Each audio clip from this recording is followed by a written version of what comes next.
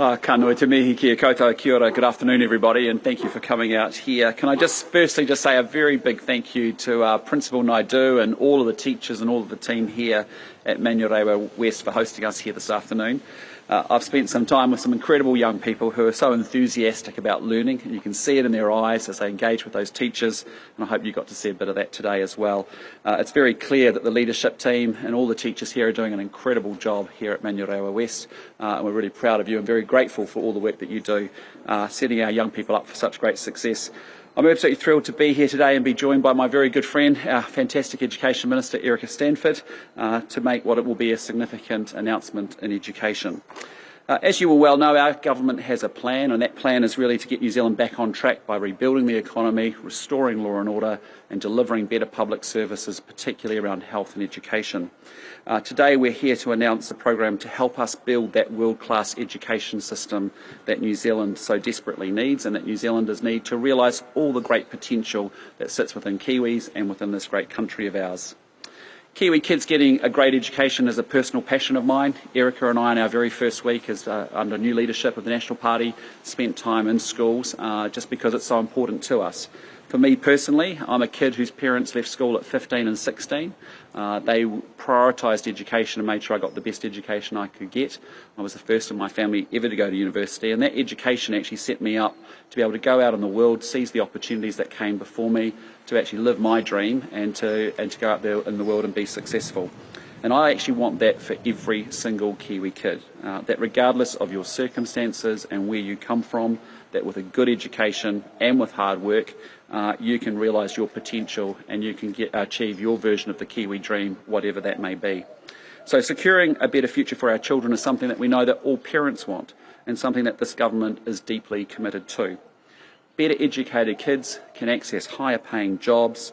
That makes our economy wealthier, and when we have a wealthier economy we can even deliver better public services.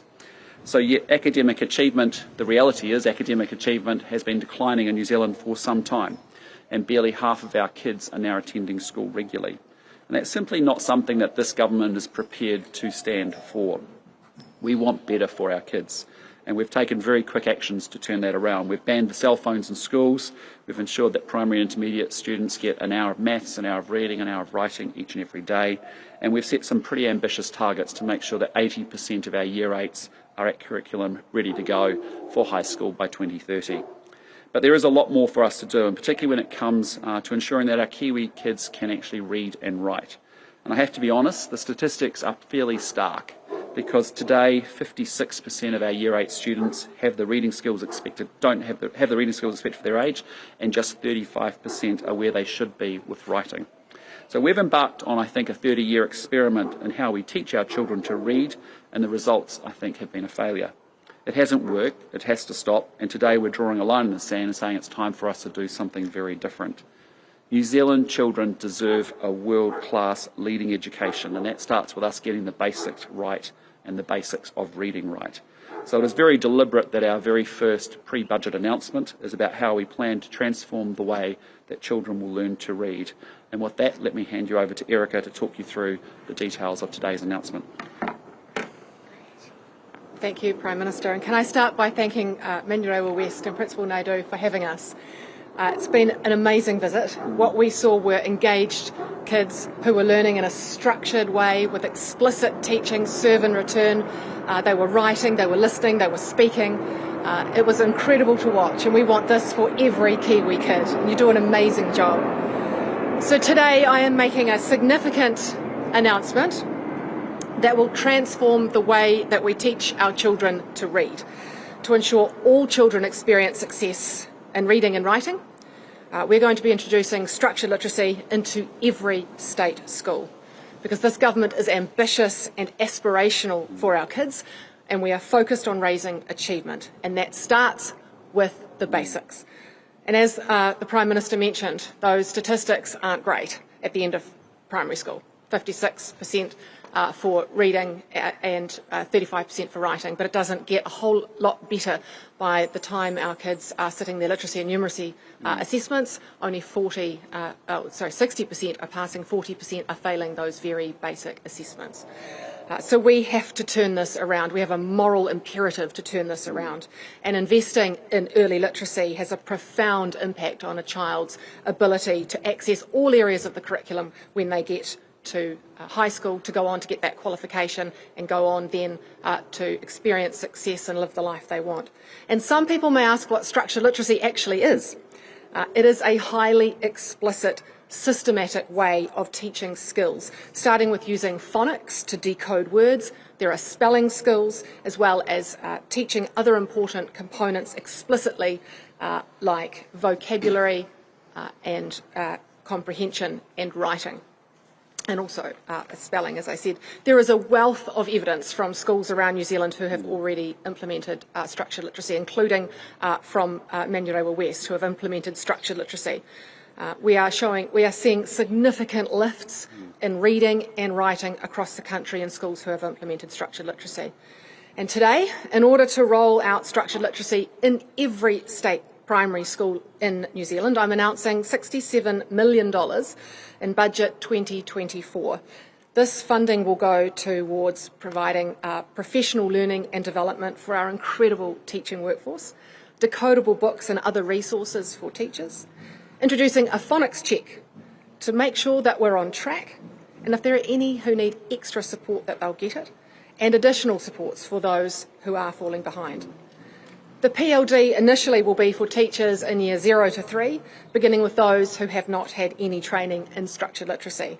It will then extend to years 4 to 6 for those teachers once the 0 to 3 cohort is covered. And this approach aligns with our intention to have structured literacy embedded next year in every classroom year 0 through 3 and the following year, year 4 to 6.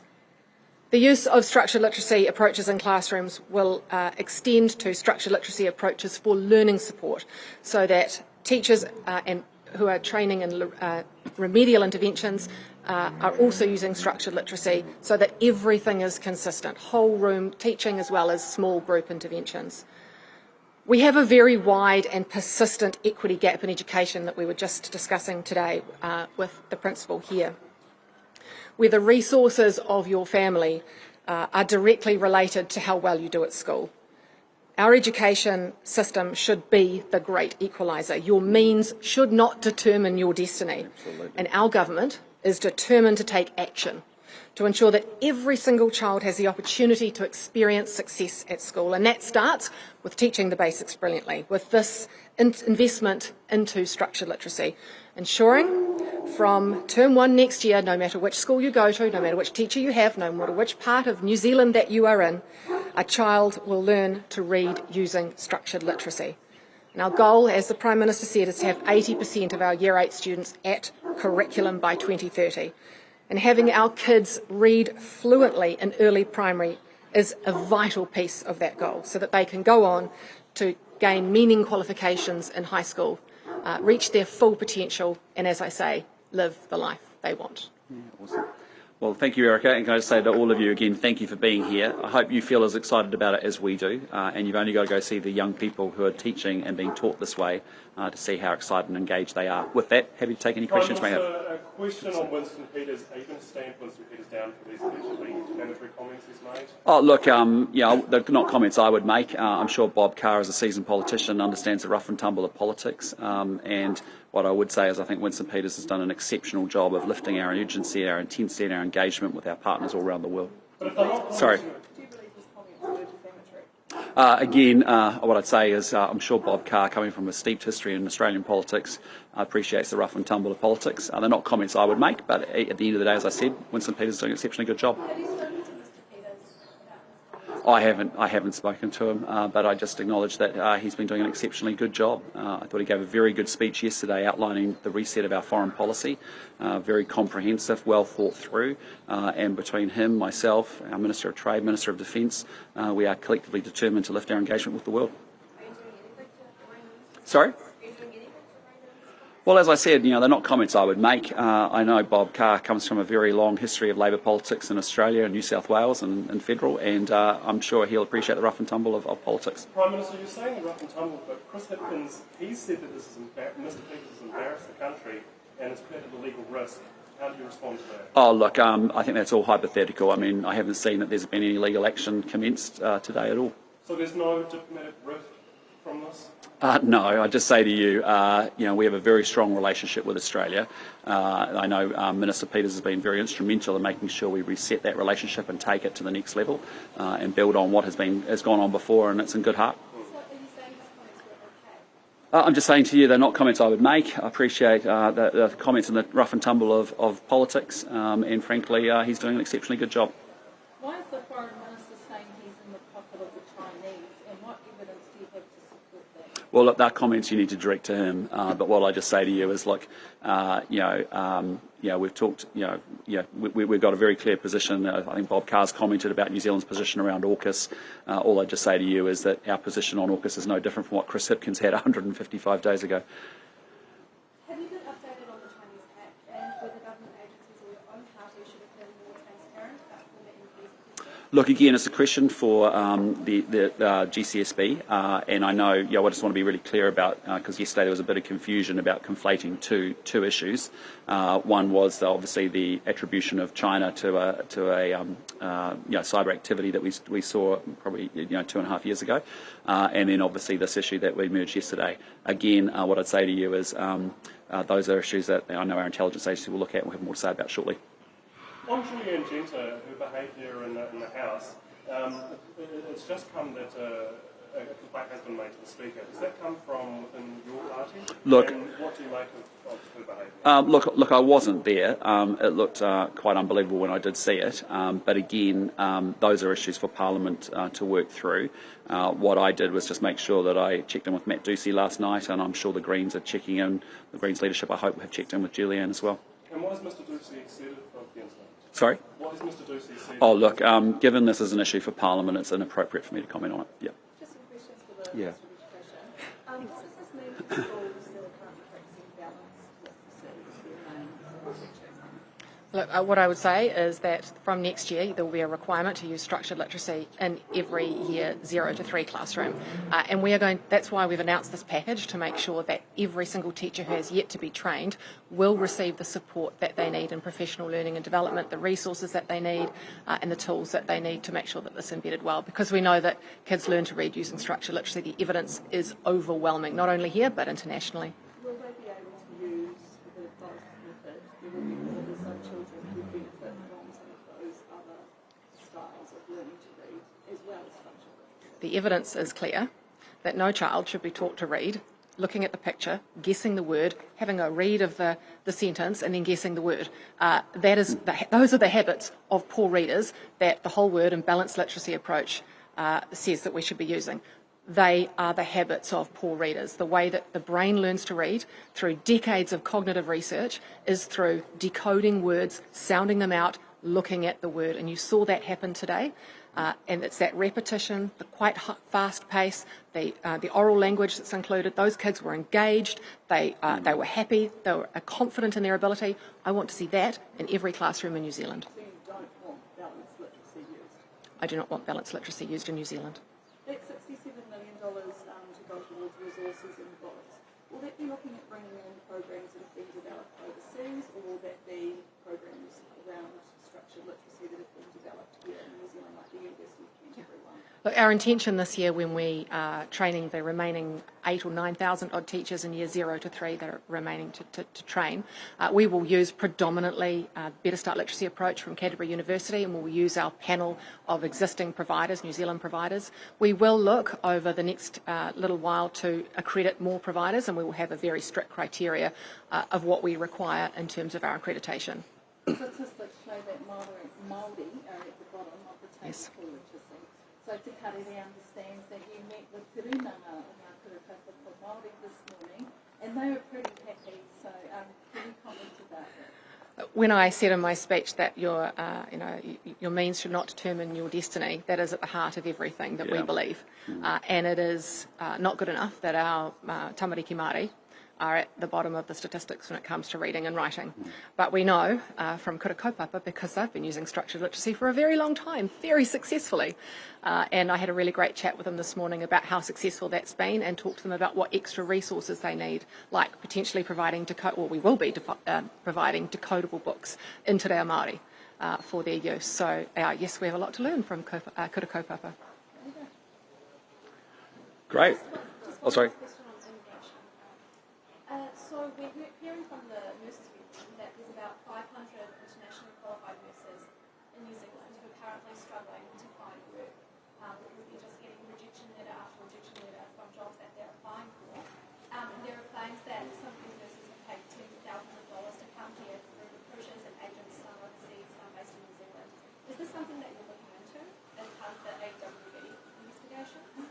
I am keeping a close eye, and I have heard about some of these nurses coming in. And look, there is a program that nurses come in to do, the CAP course, which is the competency course. They come in to do that. The requirement after that course is that they find employment. And if they're unable to find employment because they're not up to the standards that we require in New Zealand, well then the choice for them is to either do further training or to leave New Zealand. Will you be, as Immigration New Zealand, looking further into this issue? Because there are claims that they've paid us through unscrupulous agents who would have taken advantage of the situation, who may have taken advantage of the situation. That might be a separate issue, and we'll keep a close eye on that. But the nurses who come in, who choose to come to New Zealand, who pay for that competency course to become fully registered in New Zealand, do require a job offer at the end of that to get their visa. And that's always been the case, and it continues to be the case. But if there are additional issues with unscrupulous agents, then we'll look into that. Great.